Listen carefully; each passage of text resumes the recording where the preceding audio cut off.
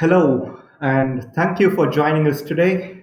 My name is Balaji, and I'm going to be a host. Before we move further, I have a few housekeeping guidelines for you. The attendees will be on listen only mode, and it would be great if you can give me a thumbs up if you can see the screen clear, and also if you can hear me. Kindly give me a thumbs up, please.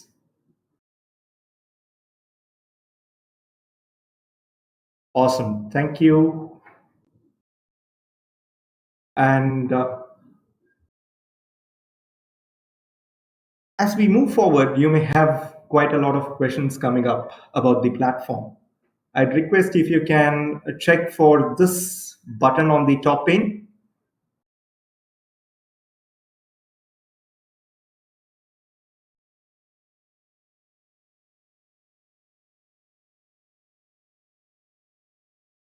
Do you see this question mark kind of a symbol? This is where you can ask questions to us related to the product. If you have any challenges in the connectivity or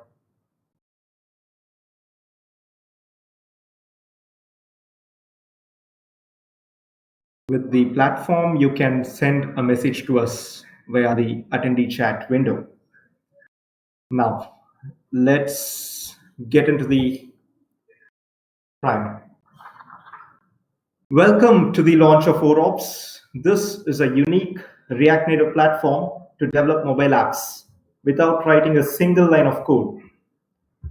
It would have been overwhelming for you with a lot of jargons coming up in the development space, especially with respect to mobile apps. And there has always been a challenge for many aspiring app creators due to the lack of any coding knowledge. In addition to these technical knowledge, there is a high development cost, which adds to the barrier of getting a mobile app developed. We at OROPS are now set out to solve this challenge.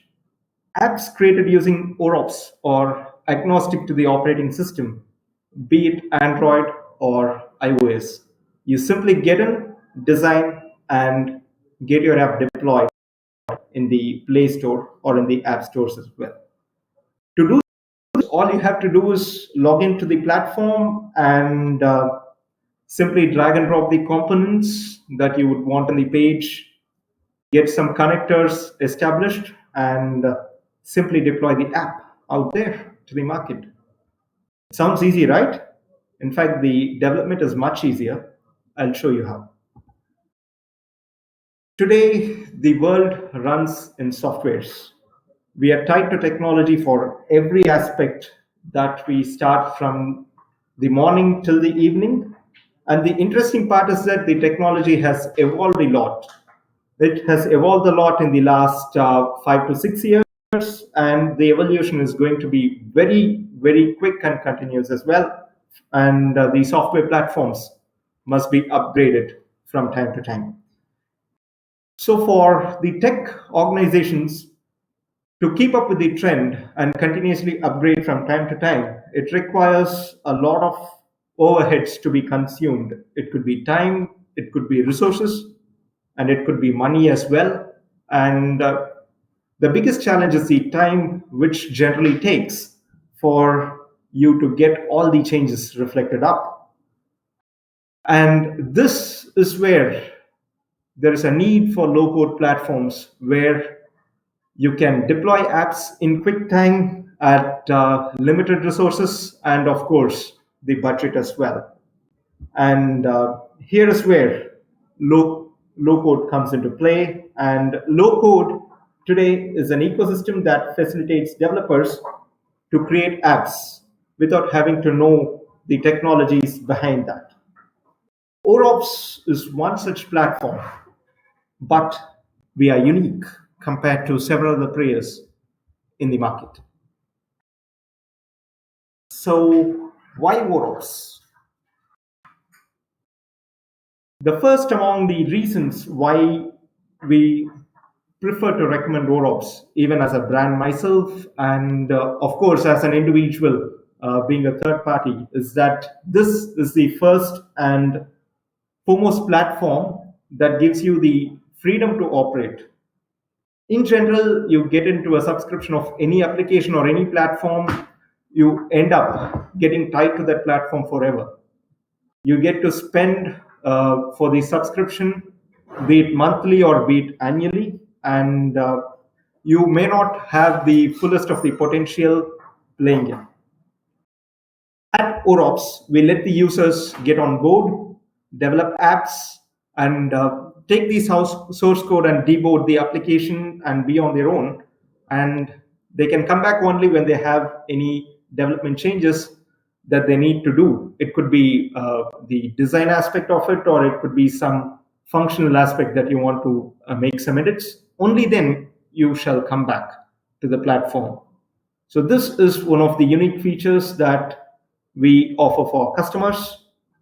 The second aspect is to download source code. Most players today in the low code space do not give you the source code. This is where you get tied to the platform. At OROPS, the moment you complete the development of the app, you can download the source code and be on your own. The next aspect is that OROPS for now is a mobile app development platform, but we are getting to upgrade this platform sooner to be available for developing web portals, API services, and even workflow management for business process automation as well. And with OROPS, when I say customization over here, it's not just with the development part of it, it is with the subscription too.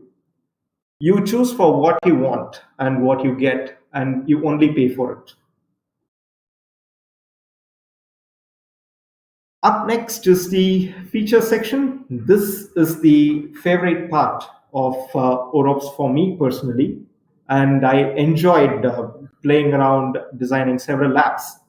And if you see the left hand side of it, you can simply drag and drop these components into the app screens and set up the text boxes and the connectors or the images, etc., as we progress from the right hand side.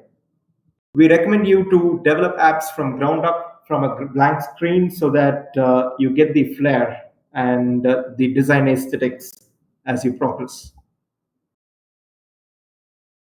The next important feature is the data connectors. Data connectors facilitate the integration of external systems such as Firebase, API, SQLite. You can send automated emails, trigger SMSs, and push notifications as well.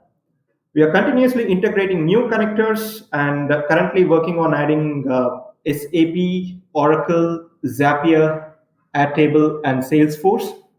In future, we will have quite a lot of integrations done as well. While connectors help you get the direct access to the information repository, it's more like a mediator for interacting with the database and your app, for which you need some data models set. These data models are the data sets which will act as a framework to communicate an information understandable to both the users and the system.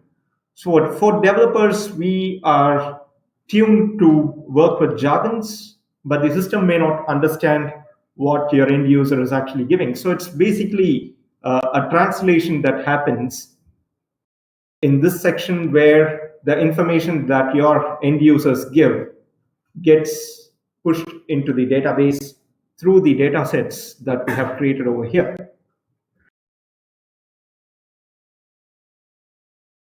This is the USP for us. OROPS lets you focus only on the app design, while at the back end, we will have the platform doing all the hard work for you. Smart code is the driver for the UI and business logic, as it acts as a way to set business rules and behavior for any component of your application. With predefined functions and methods, smart code facilitates easy definition of behavior of your application. Next up is to take the build of your app.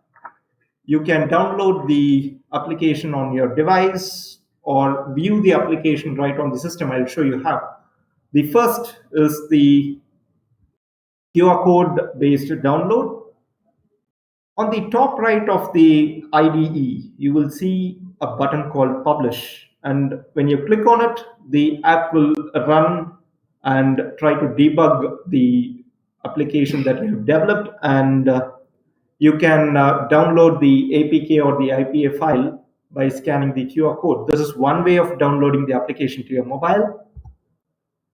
And the second way of application download is through another application that we have uploaded in the Play Store and App Store.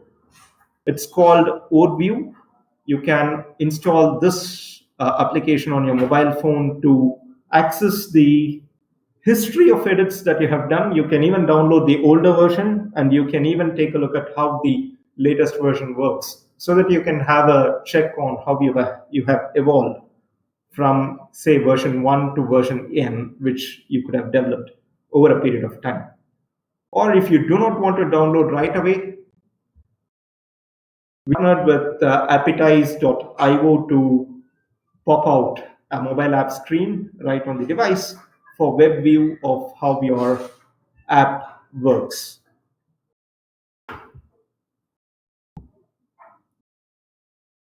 Yet another important feature is the download of source code. Once you have completed your app development, you can have the React Native source code on demand downloaded into your device. By downloading it into your local device, you can manage the code on your own and be on your own as well.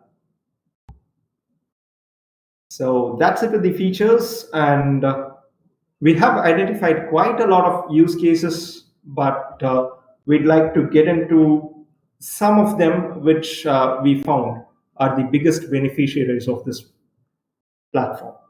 The first up is the enterprise IT teams. In general, the IT teams go by a very strong process driven system for which even the small changes might take a longer duration. OREOPS will help them create extended applications in house for legacy systems. And that will in turn reduce the third party dependency to cater to their development requirements. The next major stakeholders of OREOPS as an end user are the software houses. In general, the native mobile apps take somewhere between 6 to 8 weeks to develop, or even more, and that will have a lot of development challenges throwing in for the agencies that tend to develop mobile apps. So users can create extended mobile applications in quick time. It will not take as long as 6 or 8 weeks. They can get the application done as quick as possible. And some extended applications for SAP and Oracle can be developed as well. The biggest advantage of OREOPS is that you can collaborate with fellow developers. So if you are tied up with too much work, you can delegate the tasks to your fellow team members. Freelancers and startups. Freelancers work on several time sensitive projects, and they are concerned with the budgets as well. So for them, a low cost development platform like OREOPS will help them not only reduce their overheads, but also have the application developed in quick time. For startups, you will do a lot of brainstorming, right? You will have several wireframes done. You have done a lot of meetings. You have had lofty goals and aspirations for your app based startup. For this, you may have sources to invest, or you may want to bootstrap, for which an MVP is necessary. The critical part for an MVP is you have to rush to the market if you get an idea, and to get the MVP ready, you can use OREOPS to get there absolutely quick. And the biggest advantage for you is the app will be white labeled. So you can show as if it was done all by yourself, for which you can take the source code from our platform. Now, let's demonstrate how the app works. I have taken a use case of a hospital. Now, let's consider that I run a hospital and I'd like to roll out a vaccine registration form for COVID 19 to my patients. My requirement is to build a mobile app from which I take the patient registrations through a form filled up, and a confirmation message will be sent to them upon a successful registration. Considering your time, I'm just showing the captured screenshots from the app that I have developed. The same walkthrough is available on our YouTube channel at the later stage for you to view how we develop the platform to show you in screens as we move forward. It took somewhere between 90 to 110 minutes for us to walk through in the platform to explain the aspects that we could see, and that in turn distracted us a bit as well. So we respect your time, and therefore we're just moving up to the next slides. So this is a strong recommendation I have for the aspiring developers. Before you start developing an application, I would request you to scribble your app on a notepad from start to end, right from the splash page to the thank you page that you want to uh, show up, so that you don't miss out on the process as you develop. So this is the URL from where you can request for registrations. It's studio.oreops.com. It's live and you can sign up to develop mobile apps after the webinar. So I'm giving my credentials to log into the platform. And the moment I log in, this is a place where I'll be seeing all the apps that I've created in the past. Now that I'm working in this platform for the first time, you see a blank page. And as the page gets loaded, you have four options as you see. The mobile application, which I've chosen, and we have web and API platforms coming in, as I told you earlier. We have a BPMN platform coming up as well. So the next screen after choosing the mobile app is where the name of the app and the description can be entered. This is the detail that people would see when they search for your app in the Play Store or in the App Store in the iOS. So moment I give the application name and description, I click on the next button, and this is where we choose the app layout. There are quite a lot of preset templates, and we are also opening up a marketplace for the app designers. You can upload app templates into our platform for sale, which could be a source of revenue for the app developers as well. This is similar to Theme Forest, which you would see for WordPress to pick and buy any WordPress themes that you want. This is for the mobile app version where you can get the themes uploaded, and people can either take it for free if you open it up for free, or they'll have to pay the sum that you demand for the purchase of the mobile app theme. So here I'd like to choose a blank app so that I can build it ground up. And the moment I click it, I'll choose the base font, the font style, and the component style, if I want it in a square shape, or if I want it flat, or if I want it with the rounded edges, etc. And I can choose the app theme color as well. You only see three, but we have quite a lot coming up as well. Within quick time that you will have all these options coming up to select the theme of your preference. The moment I choose all the basics ready, You're set to create the app now. On clicking the create button, you get to the IDE of OROPS, Integrated Development Environment, where you do all the design and development works for your platform. So let's see how it looks. By default, you'll have two screens in it. The first is the splash page, and the second is the home page ready. So all you have to do is click on the edit button on the top right, and by default, we'll have the OROPS logo. You can choose to upload your logo from the assets tab on the left pane. Do you see the assets on the left hand side? If you click on it, you can upload the assets, and all the uploaded assets will be seen from the right hand side, from where you can choose what logo you want to show on the splash page. And alternatively, you can also map an URL from where the logo image could be extracted. So the detailing of how the logo should look, the positioning, the dimensions of it, everything shall be aligned over here on the right hand side in the styles tab. And the moment you complete it, don't forget to hit the save button.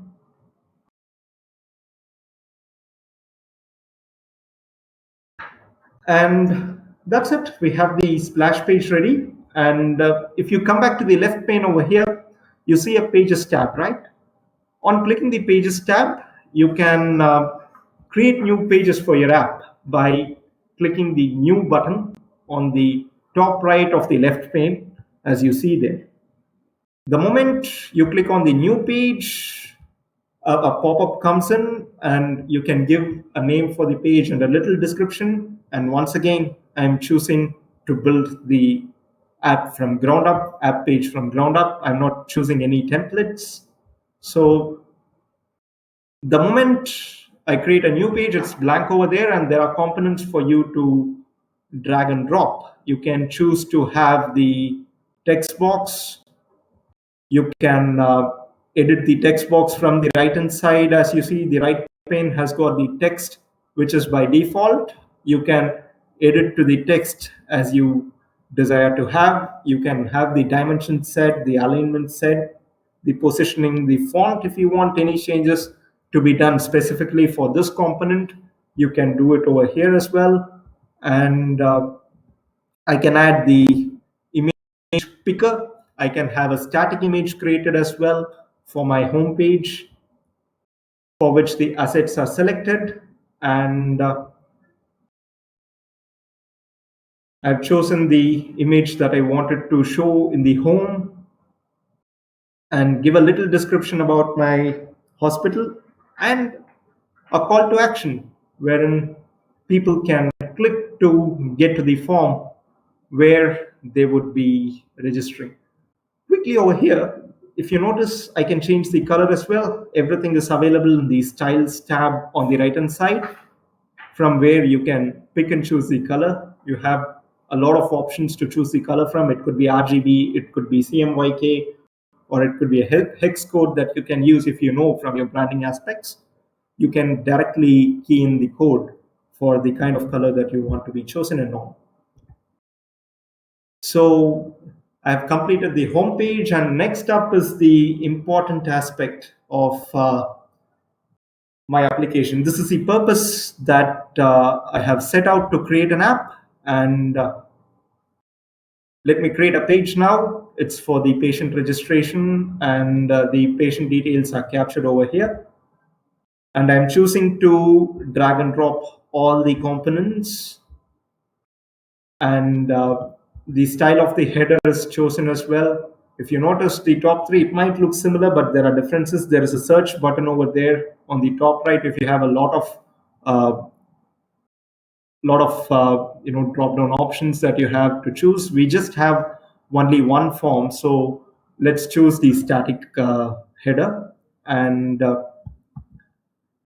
we are simply dragging and dropping everything over here. And this is how the form would look like as we complete the properties of the form, the labeling, the data sets that are to be created, everything could be configured from the right pane, and a button is created as well. You can clone any component that you would want to repeat and make some edits. So if I want two buttons, I need not simply drag and drop and do all the edits manually. I can simply clone and align it right to make the user experience impeccable.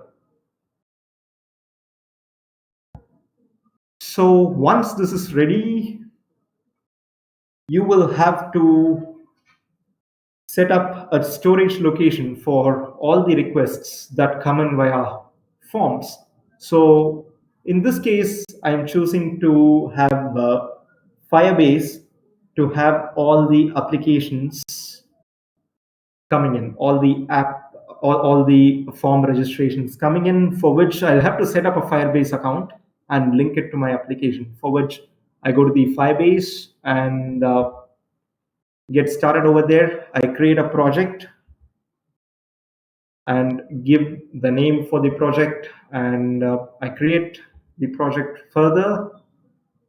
I'll have to choose for each iOS, Android, and for web as well.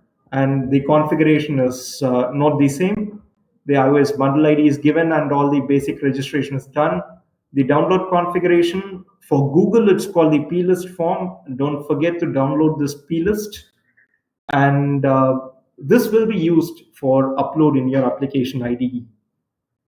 So the moment you get all these services documents downloaded, you will have to get this API key and authenticators copy pasted somewhere on a notepad. That I would recommend, because these information should be uploaded as well. I'll show you where and how it is as we move forward.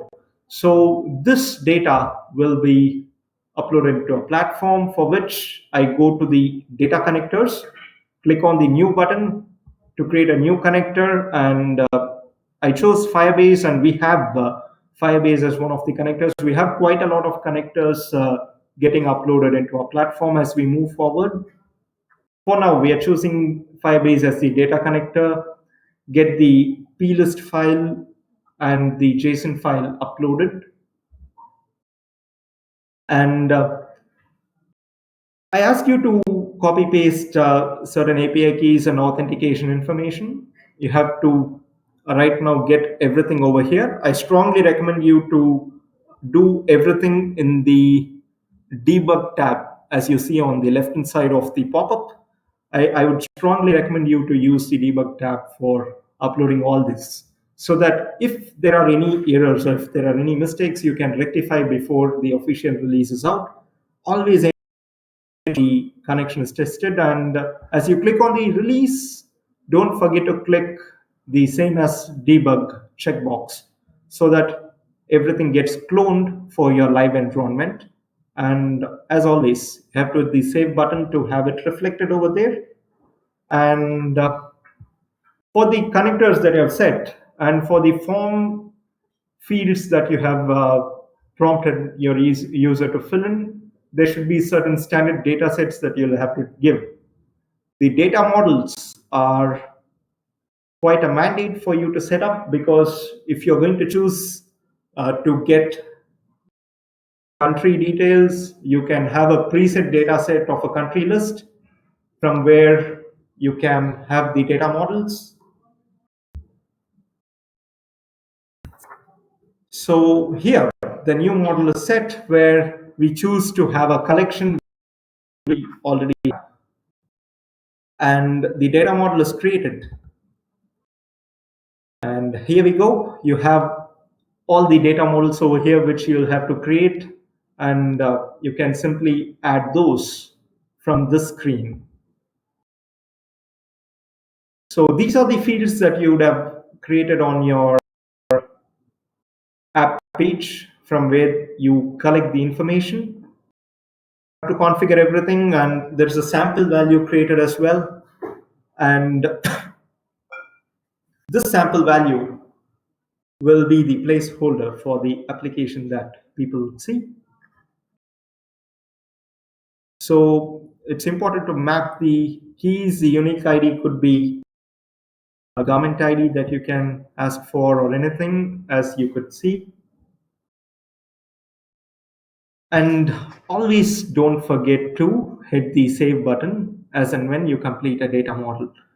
And if you notice something called the JSON schema over here, so to run an app, you require a source code no matter what.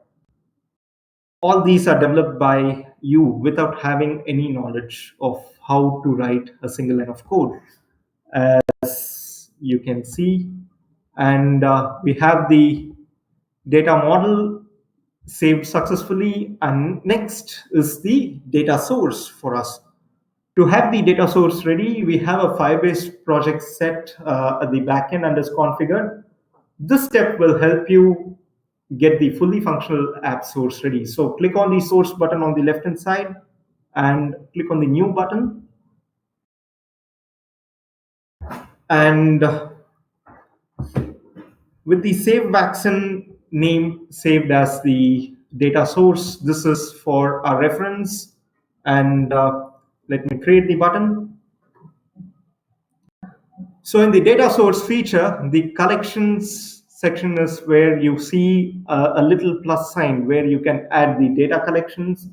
So you can create a new collection, select the set data model, which we have recently developed in the previous section. We have named that data model as register vaccine. Please map it out and simply create the data collector. Always ensure you don't forget to hit the save button in the OREOPS platform as and when you complete it. Now, the app is ready to have a smooth functioning. Now, let's go to the firebase and see if we have collected the data which we have given as a sample. So here is the register vaccine data collector, and here we go. This is the information that I had keyed in. All these are not original, these are fake, and just for the representation purposes. And we see everything coming in. There's a unique ID created, and across the unique ID, you have all the fields that are now getting into this bucket. So let me walk you through the app pages, and you can choose the data tab from the right pane in the app pages to select every component for data model mapping. This is a mandatory feature before you take the app out to the market. So let me quickly navigate to show you how the apps screen look like. And this is how your app screen looks like once you're live. And you can set the value for data components for sample validation. I have chosen the sample age to be 45 over here. And I can choose to set up the smart code option for obvious reason that I do not know how to write code. The moment I have the smart code option, everything is done at the back end. The system takes care of everything. The models are set. The platform is getting ready to be updated, as you see. So here is where you will have to request for an action from the user. The moment they click on the save button, there should be a message popping up, right? As I told you, this is one of the requirement. So if the data gets into the database, I should have a success message popping up, and the success message is as simple as registered successfully, as you see over here. Or if I want to show the application, I mean, the request is a failure and it did not get into the database, I should navigate them back to the form so that they can give their information from the scratch, for which I need a failure message prompted as well. So on success, people can be redirected to the home page of your application, and on failure, people can be redirected to the form once again for them to key in the information once again from the scratch. So the moment all these are done, you can go to the app settings, as you see, and these are the app settings that you will have to take cognizance of. This is the logo that will be seen as a brand icon, and this is the description that they would see on the Play Store as well as I have given. So you have to choose the splash page as the default page to be shown on clicking the app, from the user's mobile phone. You can also check the version details. You can review the build history, and let's configure the image, because that's the first thing that we'll have to do.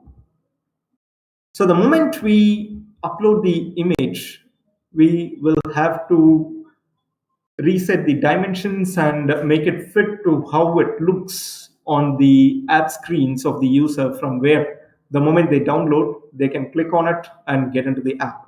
So this is where the logo is selected, and I can have the representation of the square logo or the circle logo. It's of my preference. If I want to leave it as a transparent background or to have any specific background, I have all the liberty to do all these changes right here in this section. And once we do this, the image is set, and the app is ready to go live. We have the publish button on the top right to get your app live into the Play Store and App Store. And to download the APK files, we have three options to go. The first is to download via QR code. You can choose to download for the Android or iOS. This is a React Native platform, and the platform is coded for both the Android and iOS platform. This is totally agnostic to it. And the moment you start debugging to take the build, you will have the QR code generated, and you can simply scan the QR code to download your application. If you're on Android, you choose to download the APK, and if you're on iOS, you can choose to download the IPA file. This is one way of downloading the application, and the other is through the Appetizer platform, wherein you can view the app right on the screen to see how it works, and simply play around and navigate through the app just as how you see.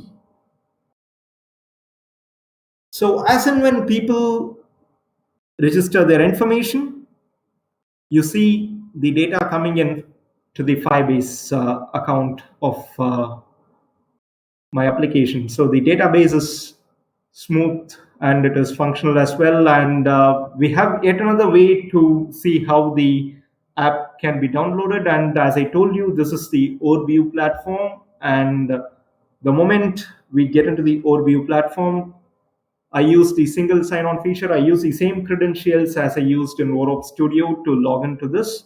And here is the app that I've developed. I can choose to install this application from OREOPS platform, and I can test my application over here.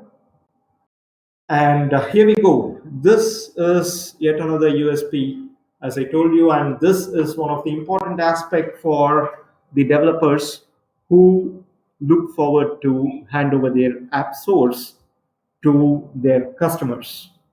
So this is the feature that I've been flaunting a lot, and here we go. You can go to the app settings and click on the last option to download the source code, and you have the little download button of your vaccine registration app. Here are the list of apps that you would see. I've created only one app, and therefore you just see only one. So you can simply click on the download button, and you can download it into your system as a zipped file. So I can get to the app and take a look at the source code. As you can see, this is me who have developed the platform without having to write a single line of code that I have developed the entire coding part of it.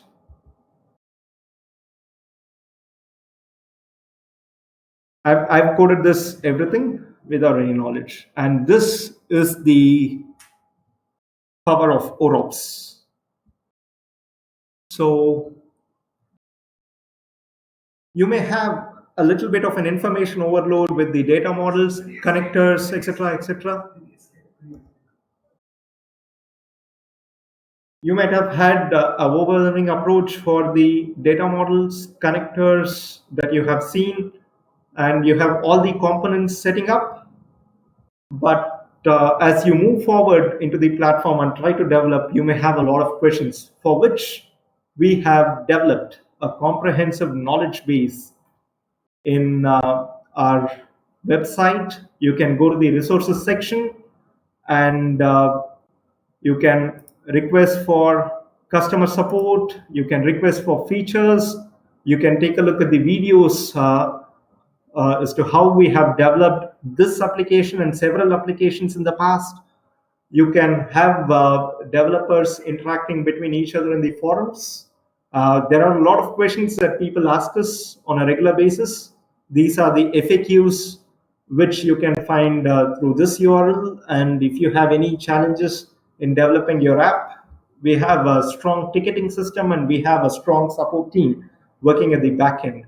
And if you want new features into the app that you are developing, you can also request for app features from the resources page. So I'd like to open the room for questions now.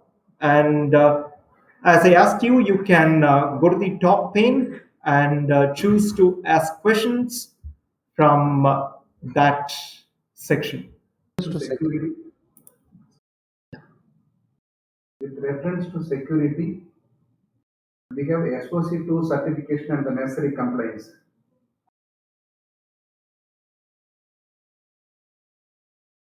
We have Amazon SOC 2 and other compliances for this. So the data is secure.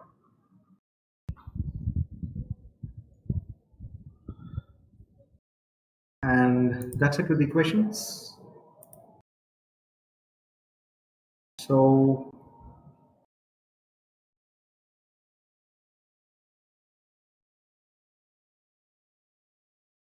among the questions that we have received, we have quite a few FAQs, and the pricing model is for 60 days, and the trial is for 60 days, and there are 3 packages.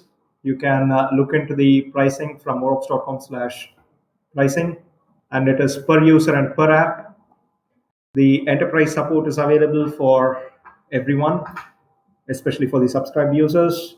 And the trial features will have the users develop an app end to end, but they won't have the access to the source code. However, they can view the app via overview and appetize.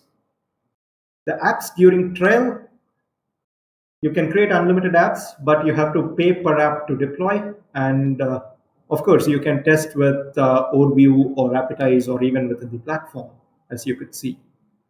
In the meantime, we have yet another question popping up, and that's it.